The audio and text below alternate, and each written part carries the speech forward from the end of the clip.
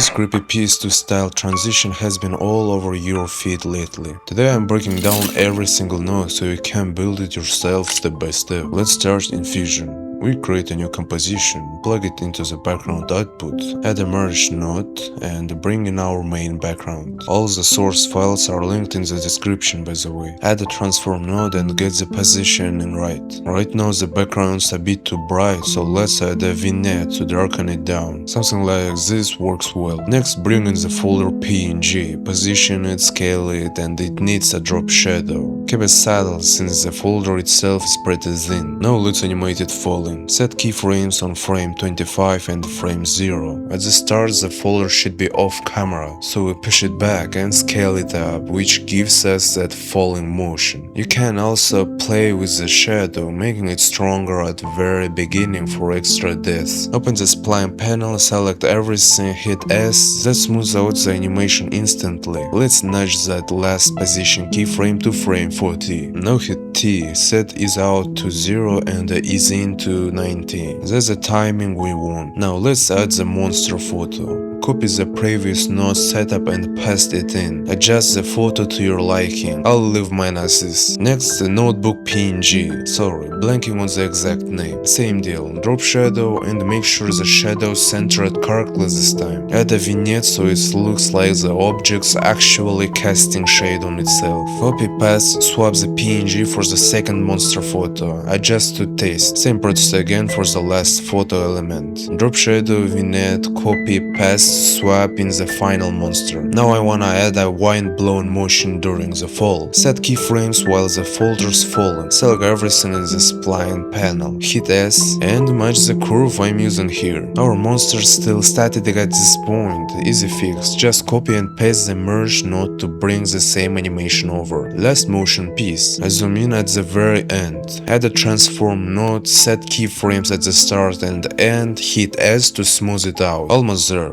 I added a splash of blood above the folder using the same technique as before and gives it more of a hook. Animation's done. Now let's add the finishing touches. Film grain. Lock the timing, bump up the size and bring the blend down. Add another vignette on top. Add JPEG damage and match my settings. Set keyframes to trigger a glitch right at the start. Then lens distort. Adjust the distortion value for that old TV screen feel. And to finish it off, camera shake. Set keyframes right when the folder hits the table. Crank up the intensity. That's your impact shake. And that's it.